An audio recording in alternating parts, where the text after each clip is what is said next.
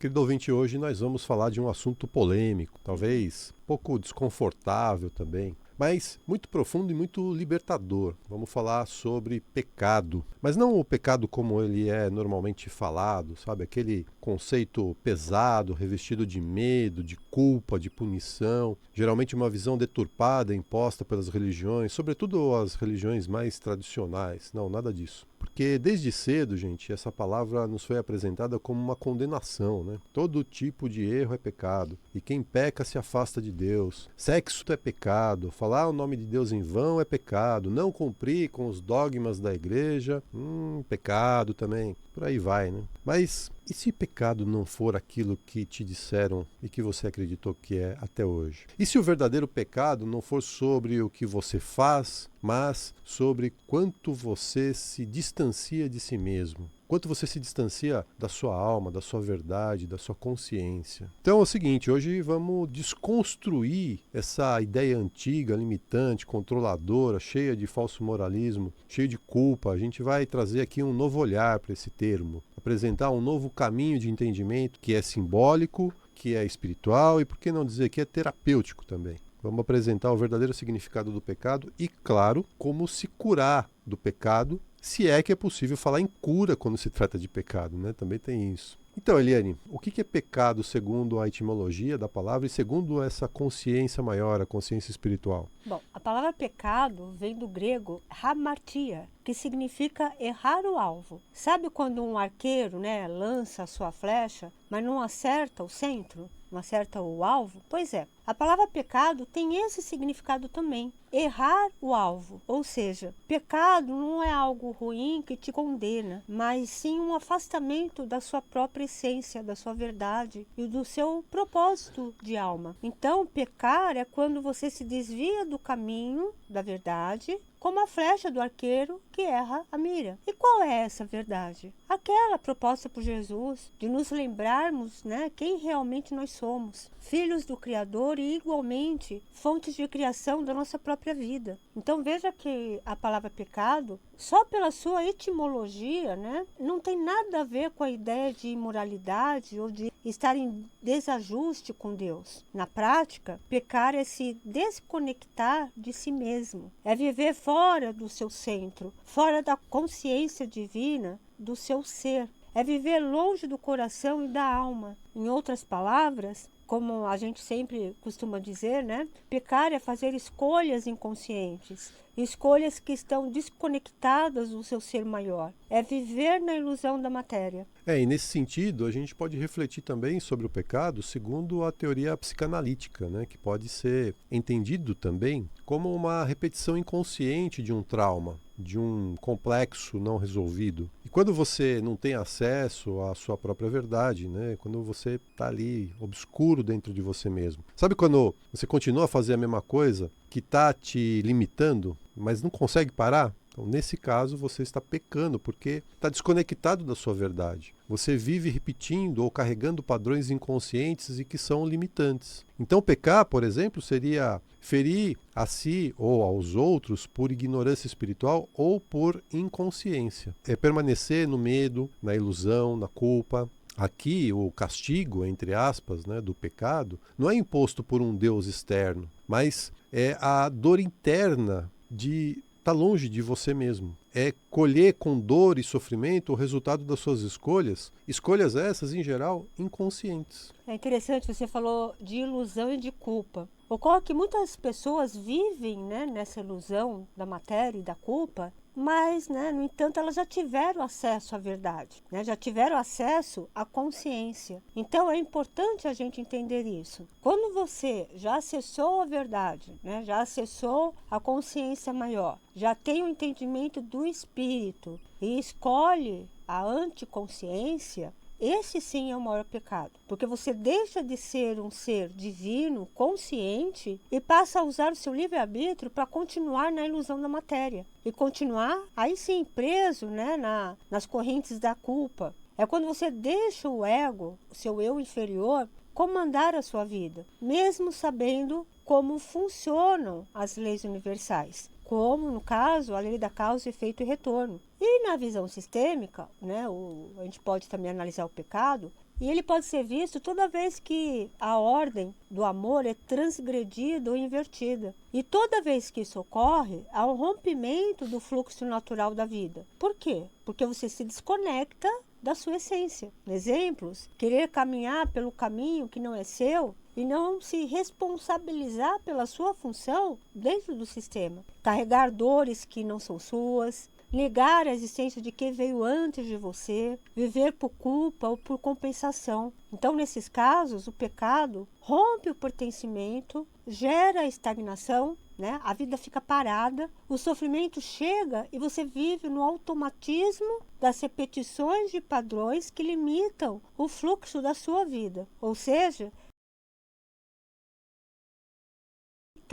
e não se apropriar, gente, olha essa palavra, apropriar do seu lugar no sistema familiar. Veja que não é uma questão de estar certo ou errado, mas sim de permitir que a vida flua. E na visão espiritual, né, a visão espiritual mais universalista, o verdadeiro pecado é esquecer que nós somos unos com a fonte, com Deus, com a criação. É esquecer que nós temos valor unicamente por sermos quem nós somos. Pecar aqui, então, é agir como se estivéssemos separados do divino, separados dos outros, separados da nossa própria alma. A gente, literalmente, está desconectado da força divina criadora de bênçãos. Veja isso, criadora de bênçãos na nossa vida. Ou seja, pecado não é transgressão de regras externas impostas a nós. Nada disso. Pecar é a traição que você comete com a sua própria alma. Veja como é forte isso, gente. Pecar é a traição que você comete contra a sua própria alma, contra a sua própria essência divina. Porque quando você não está alinhado com a consciência maior, é como se você desse as costas para Deus, porque você está ali negando a própria existência dele. Exatamente. Então, o pecado é qualquer pensamento, sentimento, escolha ou comportamento que te afasta da sua essência, que te afasta da verdade da sua alma, do fluxo da vida. É tudo que te afasta do amor que você tem por você e pelos outros. E é por isso que Jesus não veio condenar os pecadores, né? Se você for lá e prestar atenção no texto evangélico, no texto bíblico, você vai ver. Ele veio acordar as consciências que estavam adormecidas e continuam adormecidas até hoje, né? Infelizmente, uma das passagens mais belas e mais simbólicas do evangelho é aquela passagem da mulher adúltera, né?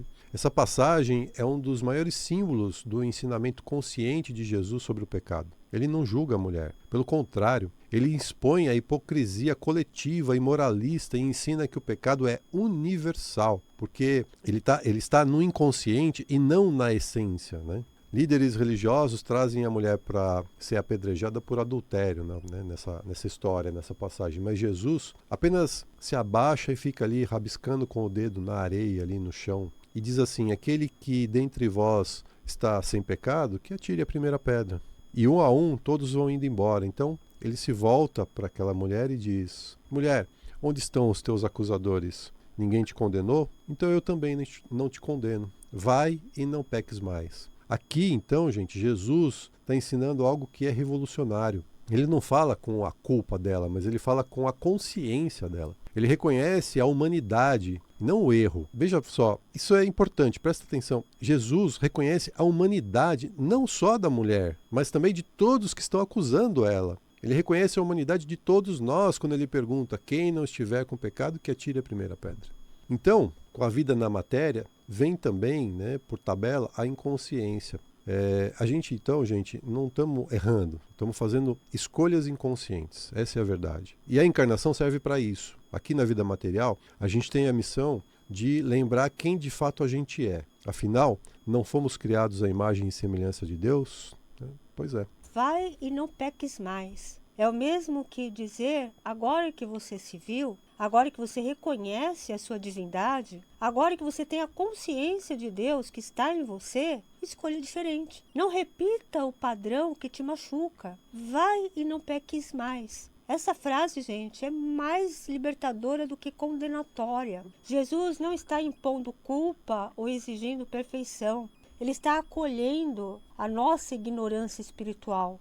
Você foi vista, acolhida, perdoada. Agora caminhe em direção à sua consciência, em direção à sua verdade e não repita o padrão que te separa da sua essência. Em outras palavras, Jesus traz a cura pela consciência. Ele convida ao despertar e não à punição. O pecado aqui não é o ato moral em si, mas o estado de desconexão interior, de agir sem consciência, movida por medo, desejo de aprovação, carência ou repetição ancestral. E Jesus não salva a mulher adúltera pela lei dos homens, mas pelo amor, pelo despertar, pela consciência que já existia dentro daquela mulher e que estava apenas adormecida, como ainda está adormecida em muitos de nós. Tem uma frase no Novo Testamento, gente, que está lá no Evangelho de Pedro, capítulo 4, versículo 8, que diz assim: sobretudo, tenham amor intenso uns para com os outros, porque o amor cobre a multidão de pecados.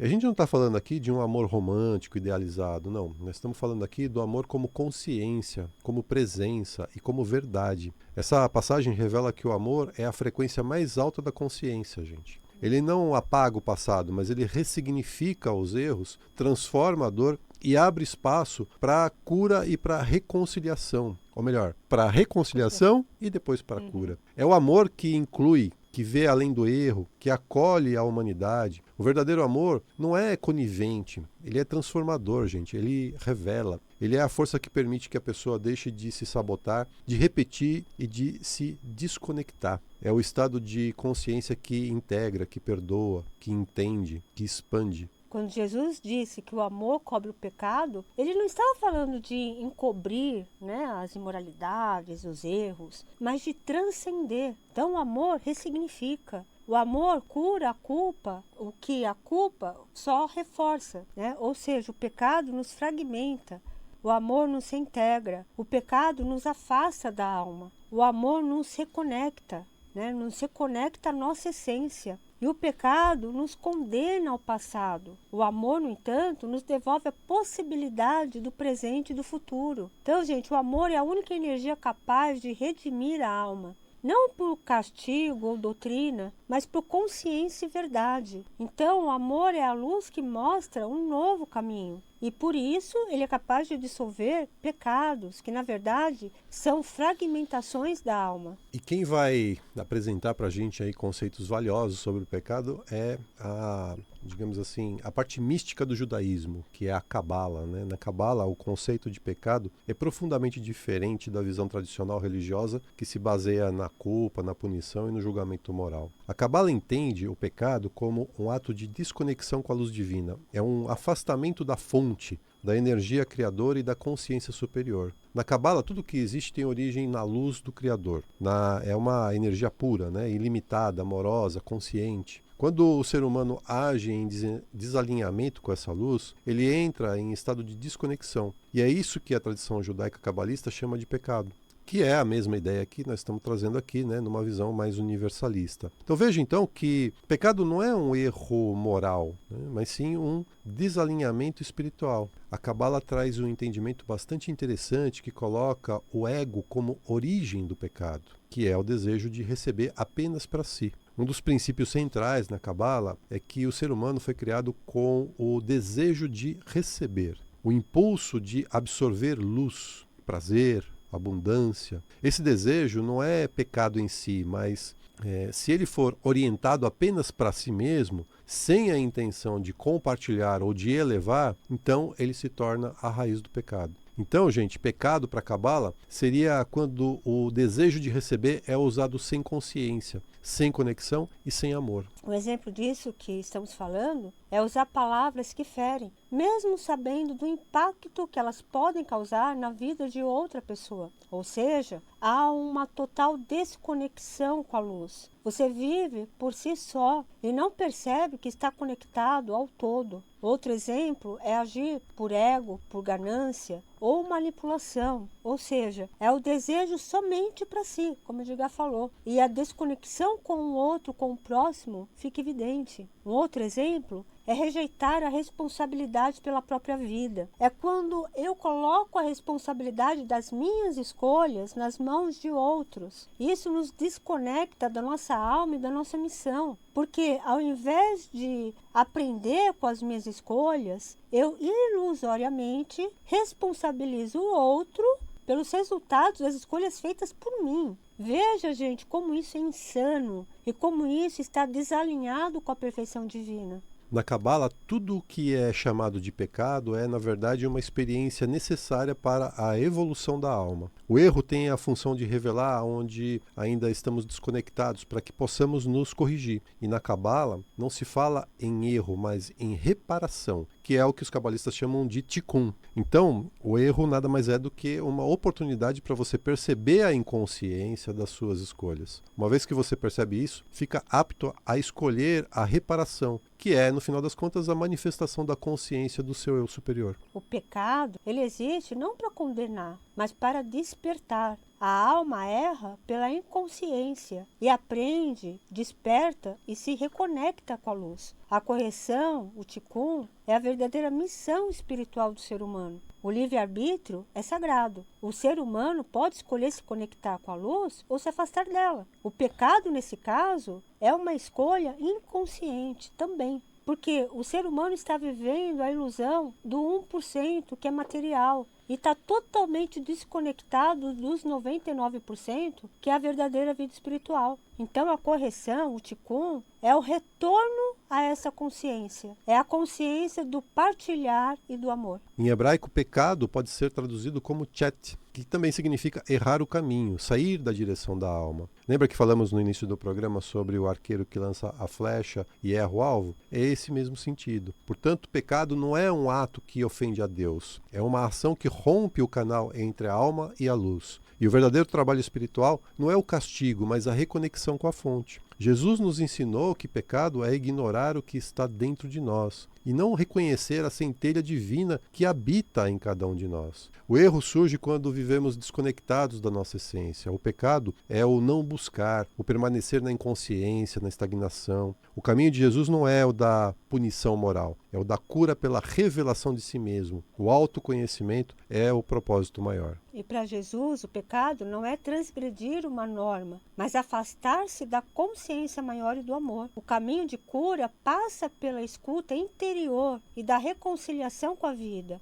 É restaurar a sua conexão com Deus, com a fonte criadora e se apropriar do seu poder divino. Jesus nunca julgou pecadores, ele curou cegos, perdoou adúlteras, libertou endemoniados. Isso simbolizou libertar o ser humano da inconsciência, de suas camadas superficiais, de dor, de ignorância, de culpa e de autoabandono. A cura dos pecados é a conscientização do seu eu superior. E isso se dá por meio do amor e da reconexão com a luz do Criador. O amor, gente, não julga, ele cura. O pecado não condena, ele revela. E a consciência te conecta à fonte criadora de Deus que transforma tudo, que está aí dentro de você, o reino de Deus. Queridos ouvintes, o nosso programa está chegando ao final e se essa reflexão fez sentido para você, compartilhe ela. Espalhe luz, espalhe amor, porque como está lá no Evangelho de Pedro, né? Acima de tudo,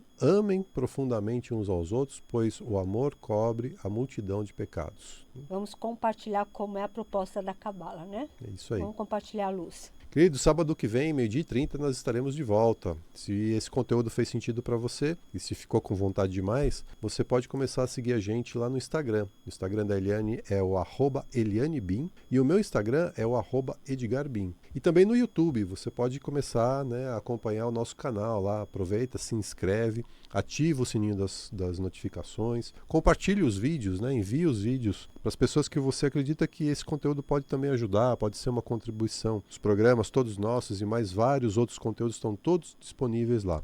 Você entra no YouTube e pesquisa por BIM91, BIM91. E se você quiser agendar para ter mais informações sobre os nossos atendimentos ou para marcar uma sessão, quer seja de psicanálise sistêmica, de hipnoterapia ou de constelação familiar, basta mandar para a gente uma mensagem pelo WhatsApp. O número da Eliane é o 11 98420 9959. Vou repetir, 11 98420 9959. E o meu Instagram, o meu WhatsApp é o número 11 97563 3113. 11 97563 3113. Queridos, tenham todos um lindo final de semana e até sábado, 12h30, aqui nos 95.7 da Vibe Mundial. Queridos, gratidão pela audiência. Tenham todos uma linda e abençoada semana.